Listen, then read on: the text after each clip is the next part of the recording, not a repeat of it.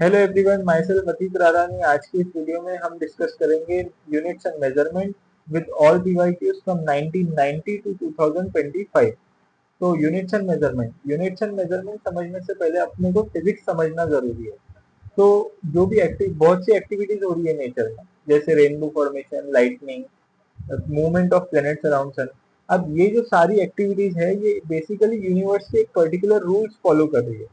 अब इन्हीं सारे रूल्स की कंपाइल्ड स्टडी को हम क्या बोल रहे हैं? फिजिक्स।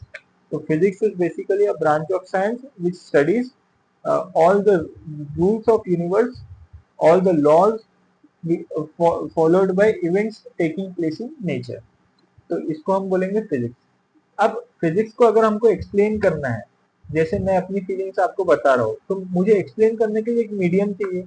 जैसे मैं कोई लैंग्वेज में आपको बताऊंगा, मेरी लैंग्वेज हिंदी भी हो सकती है, इंग्लिश भी हो सकती है, पर फोकस किस पे है? जो मैं बोल रहा हूँ उस पे फोकस है ना आपका। तो उसी तरीके से फिजिक्स और मैथमेटिक्स का भी है। Mathematics is the language of physics. Mathematics physics की लैंग्वेज है। फॉर एग्जाम्पल, इसका एग्जाम्पल ऐसे ले सकते हैं कि force is directly proportional to the product of mass and inversely proportional to the square of distance between them. पर ये कितनी लंबी स्टेटमेंट होगी? अब ये हमको इतने बड़े फिजिक्स है, हमको डिस्कवरीज कैलकुलेशन करनी पड़ती है, उस हिसाब से हम प्रेडिक्शंस करते हैं। तो इसलिए हम मैथमेटिक्स का यूज करते हैं फिजिक्स को इजीली डिस्क्राइब करने के लिए। फॉर एग्जांपल, जो मैंने स्टेटमेंट बोली उसको हम डायरेक्टली लिख सकते हैं, force directly proportional to the product of mass inversely proportional to the square of distance between them. अब ये कितना छोटा डिस्क्रिप्शन हो गया, कितना इजी हो गया फिजिक्स को डिस्क्राइब करना मैथमेटिक्स से। तो मैथमेटिक्स फॉर इजीनेस है, पर मैथमेटिक्स फिजिक्स नहीं है। फिजिक्स एक अलग है, मैथमेटिक्स सिर्फ एक सोर्स है फिजिक्स को इजी करने के लिए। अब जो भी नेचर में चीजें हो रही है, जो भी लॉज हो रहे हैं, उन वो क्वांटिटेटिव है, और उसके लिए मेजरमेंट और कंपैरिजन करना उनको समझने के लिए जरूरी है, ताकि हम फ्यूचर में प्रेडिक्शन कर सके और चीजों को समझ सके। फॉर एग्जाम्पल, ये जो ऑब्जेक्ट है, ये नीचे गिर रहा है। अब इसकी जो फोर्स है मुझे कैलकुलेट करनी है, तो इसके लिए मुझे फिजिकल क्वांटिटी को डिफाइन करना पड़ेगा। इसके लिए एक क्वांटिटेटिव मेजर मुझे डिफाइन करनी पड़ेगी। फॉर एग्जाम्पल, मैंने अभी ही आपको बताया कि force is directly proportional to the product of mass inversely proportional to the square of distance between them. तो इसके लिए मुझे एक डिस्टेंस तो डिफाइन करना पड़ेगा ना, इसकी लेंथ मुझे मालूम चाहिए ना। तो लेंथ को मैं एक फिजिकल क्वांटिटी मान लूंगा। तो वही यहाँ पे बोला है कि physical quantity is basically quantities by means we describe the laws of physics are called physical quantities. इसके थ्रू मैं इसके through Newton's laws of gravitation define करने के लिए मुझे फिजिकल क्वांटिटी, इसकी लेंथ, डिस्टेंस, सब कुछ मुझे पता लगाना पड़ेगा। तो फिजिकल क्वांटिटी ये होता है। अब ये दो टाइप की होती है, fundamental physical quantity, derived physical quantity. Fundamental quantities are the quantities which are independent of each other and cannot be further derived। For example, ये जो फिजिकल क्वांटिटी, ये जो ऑब्जेक्ट है, अब इसकी फंडामेंटल क्वांटिटी क्या होंगी? इसकी लेंथ। अब इसके अलावा एक और फिजिकल क्वांटिटी है, फंडामेंटल है, फिर डिराइव्ड फिजिकल क्वांटिटी है। अब इसकी लेंथ और इसकी ब्रेथ मैंने डिफाइन कर लिया एज अ फिजिकल क्वांटिटी। पर इसमें फंडामेंटल कौन सी और डिराइव्ड कौन सी, ये पता लगाने के लिए इसकी जो लेंथ है, इसकी लेंथ समझ लो फंडामेंटल क्वांटिटी है। फंडामेंटल क्वांटिटी जो है इंडिपेंडेंट होती है और फर्दर रिजॉल्व भी नहीं कर सकते, आप लेंथ को तोड़ नहीं सकते।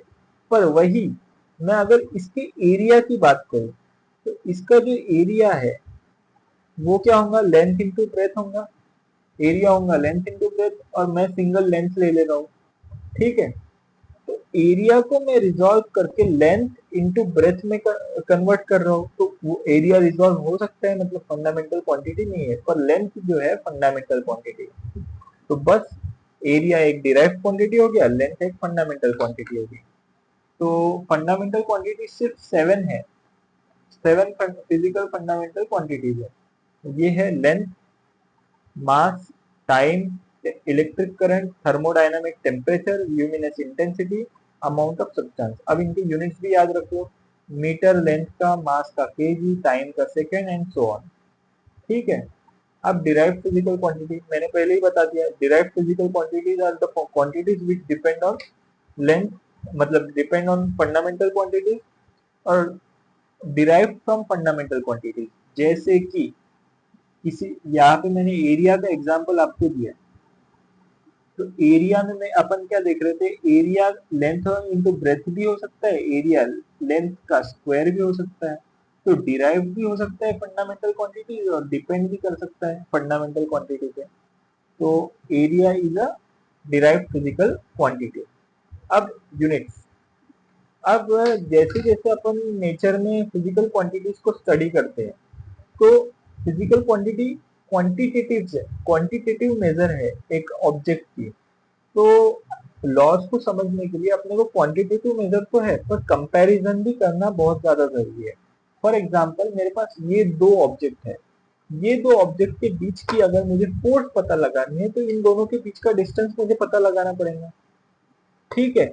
और ये दोनों फिजिकल क्वांटिटी है, इन दोनों को अगर मुझे कंपेयर करना है तो मुझे यूनिट की जरूरत पड़ेगी। अब कैसे, फॉर एग्जाम्पल ये 1 मीटर का ऑब्जेक्ट है, ये 2 मीटर का ऑब्जेक्ट है। अब ये ऑब्जेक्ट से कितना बड़ा है, ये अगर मुझे पता लगाना है तो मुझे इसकी एक क्वांटिटी डिफाइन करनी पड़ेगी। जैसे मैंने 1 मीटर ओनली वन इसकी लेंथ है, ऐसे करके मैं डिफाइन नहीं कर सकता। 1 मीटर का ये है, 2 मीटर का ये है, मतलब ये इससे 2 टाइम्स बड़ा है। फॉर एग्जाम्पल जैसे गोट और एलिफेंट भी होते हैं, तो गोट एक एलिफेंट से कितना बड़ा है ये हमको डिफाइन करने के लिए हमको फिजिकल क्वांटिटी की को यूनिट में डिफाइन करना ही पड़ेगा कि दो फिजिकल क्वांटिटी, एक फिजिकल क्वांटिटी दूसरे फिजिकल क्वांटिटी से कितनी बड़ी है, ठीक है। Things in which quantity are measured are derived as units, ठीक है, उनको अपन ने बोल दिया यूनिट्स। कंपैरिजन पर्पस के लिए अपने को यूनिट्स की जरूरत पड़ती है।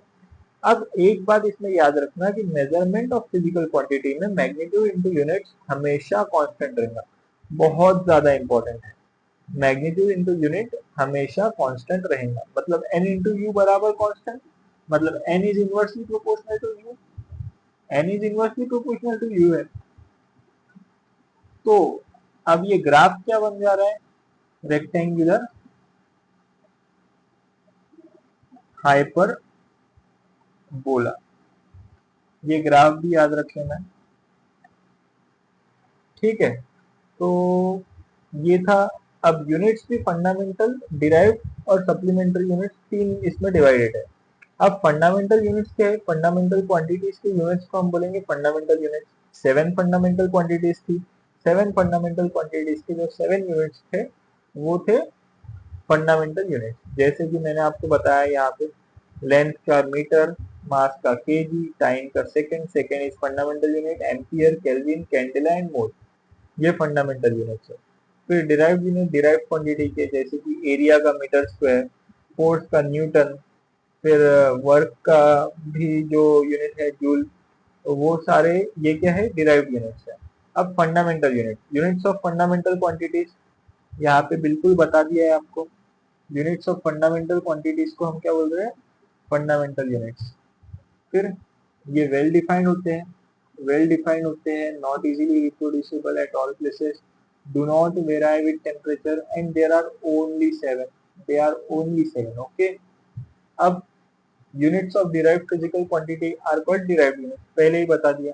जैसे कि वॉल्यूम का एल क्यूब है मीटर क्यूब, इसका डिराइव्ड यूनिट है। स्पीड का मीटर पर सेकेंड है, ये डिराइव्ड यूनिट हो गया। अब सप्लीमेंट्री यूनिट, अब सप्लीमेंट्री यूनिट की खासियत क्या है, इनके पास यूनिट तो होगा पर इनके पास डायमेंशन नहीं होगा, और सिर्फ दो सप्लीमेंट्री यूनिट है, angle, supplementary units, supplementary physical quantity सिर्फ दो है, प्लेन एंगल और सॉलिड एंगल। प्लेन एंगल का यूनिट है रेडियन, रेडियन इसका यूनिट है, और सॉलिड एंगल का है स्टर्डियन।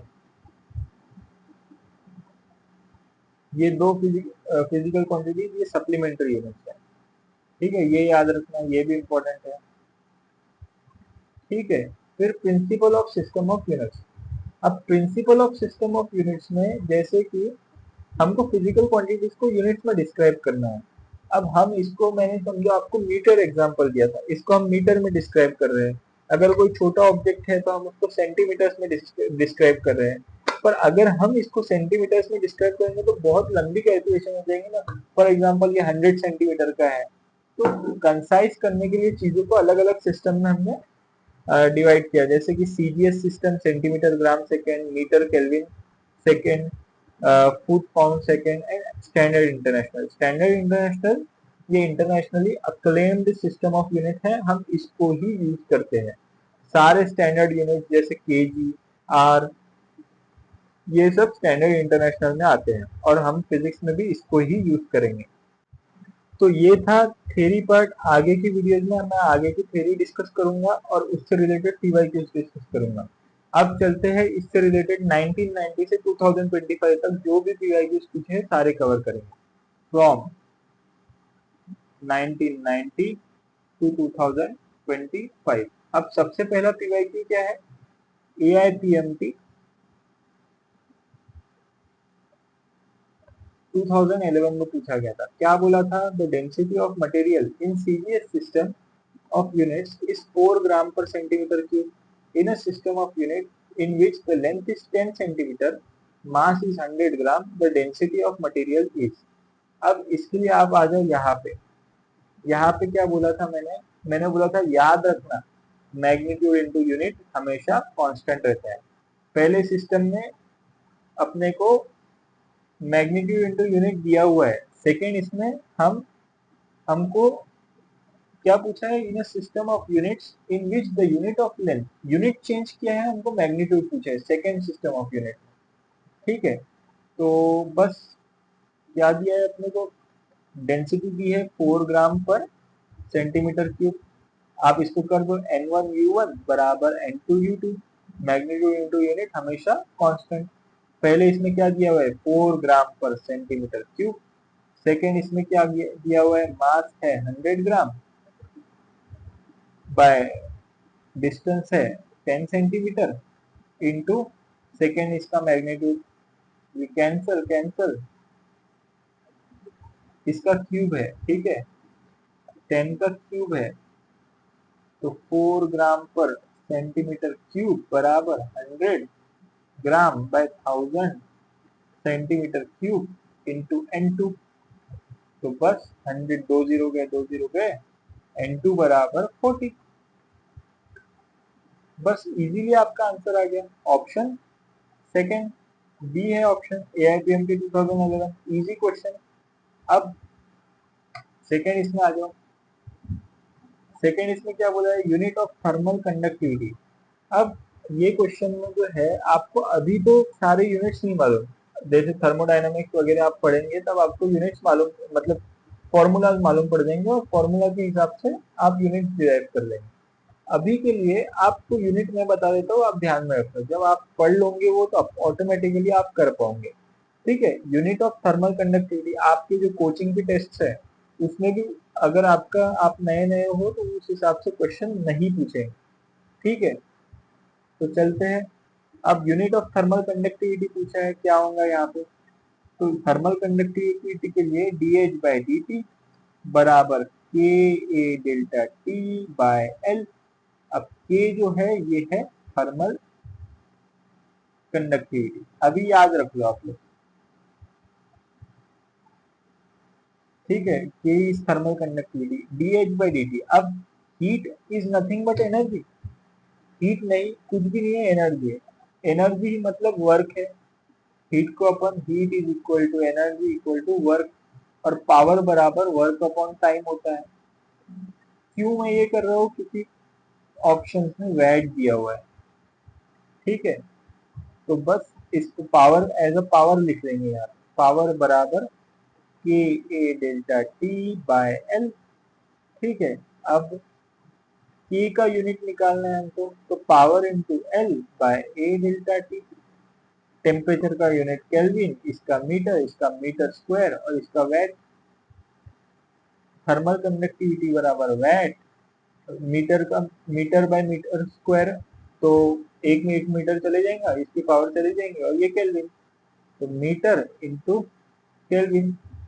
तो थर्मल कंडक्टिविटी की यूनिट क्या हो गई, वैट पर मीटर पर केल्विन। है क्या ये ऑप्शन, वैट पर मीटर पर केल्विन आ गया। AI नीट 2019 का सवाल बन गया। फिर नेक्स्ट सवाल क्या है, the unit of permittivity of free space epsilon not is, AIPMT 2004 में पूछा गया है। अच्छा सवाल है। Unit of permittivity of free space क्या होंगी, तो इसमें भी वही क्वेश्चन आपको अभी आपको परमिटिविटी ऑफ फ्री स्पेस क्या है नहीं मालूम, अगर आप 11th स्टैंडर्ड में हो, नहीं फर्स्ट टाइम पढ़ रहे हो तो इसके लिए आप डायरेक्ट फॉर्मूला याद रखो।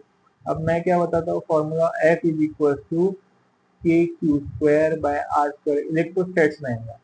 अब यहाँ पे k को अपन लिख सकते हैं 1/4 pi epsilon naught into Q square by R square. अब एप्सिलॉन नॉट यहाँ पे परमिटिविटी है, एप्सिलॉन नॉट को हम बोल रहे हैं परमिटिविटी, ठीक है।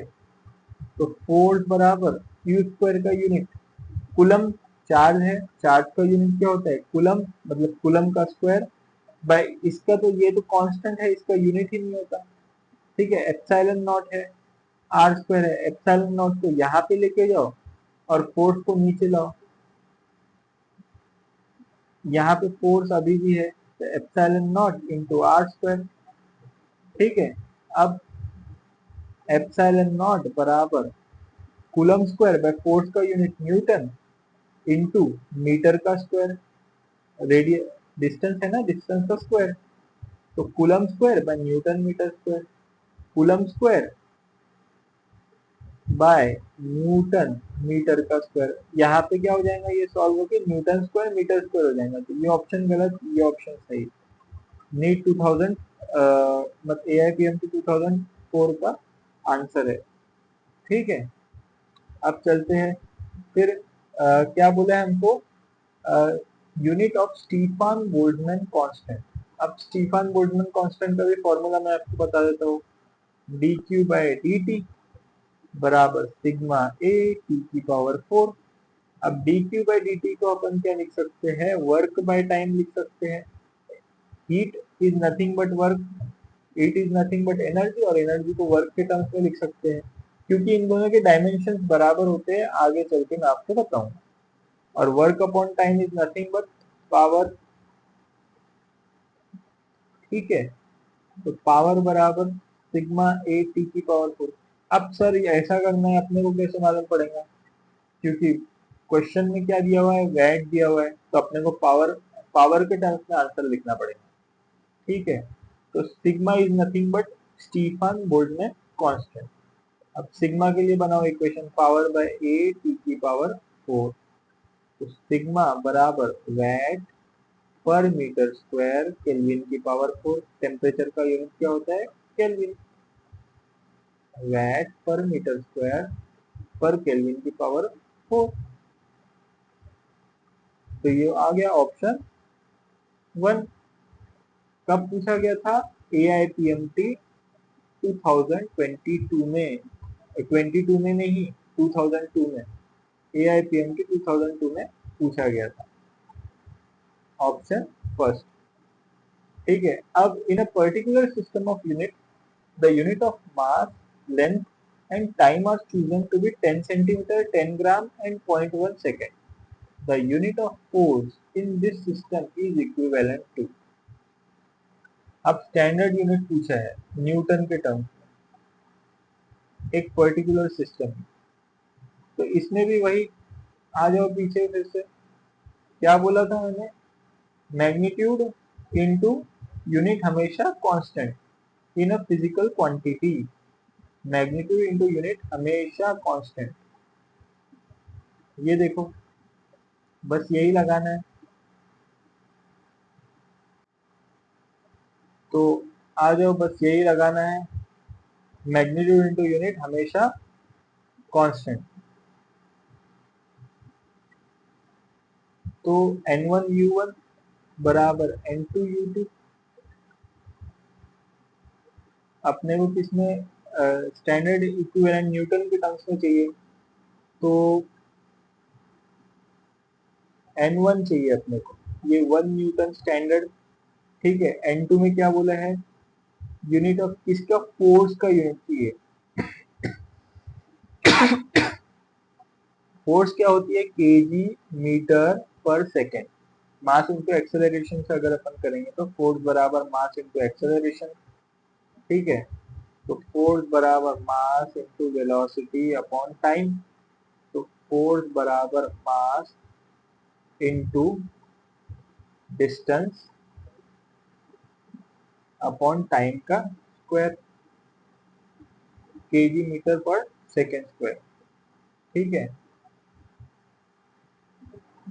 तो यही क्या हो गया, केजी इंटू मीटर पर सेकेंड का स्क्वायर, ठीक है। तो N1U1 बराबर N2U2 अपन लगाएंगे फिर से, N1U1 बराबर N2U2। इस बार अपने को फर्स्ट सिस्टम में चाहिए, स्टैंडर्ड के टर्म्स में चाहिए, N1U1 बराबर, दूसरे सिस्टम में क्या बोला है, 10 ग्राम 10 सेंटीमीटर 0.1 सेकेंड, 10 ग्राम 10 सेंटीमीटर बाय 0.1 सेकेंड का क्या हो गया स्क्वायर। N1 बराबर 10⁻⁻² केजी के टर्म्स में, स्टैंडर्ड चाहिए ना अपने को, न्यूटन के टर्म्स में आंसर आना चाहिए, सब कुछ स्टैंडर्ड इंटरनेशनल यूनिट में कन्वर्ट कर दो, 10⁻⁻1 बाय 10⁻⁻², तो बस ये हो गया कैंसल, N1 बराबर 10⁻⁻1 का न्यूटन। आगे ऑप्शन, ऑप्शन 1 कब पूछा था, AIPMT 1994 में पूछा था, ठीक है। अब इसके बाद अभी रिसेंटली ये जो टॉपिक से क्वेश्चन आया था 2022 में आया था, फेज 1 में क्या बोला है, plane angle and solid angle है। मैंने जब पढ़ाया था तभी आपको बोला था, प्लेन एंड सॉलिड एंगल दो ही तरह के सप्लीमेंट्री यूनिट है। इनकी खासियत है कि इनके पास यूनिट तो है रेडियन प्लेन एंगल का, सॉलिड एंगल का स्टर्डियन,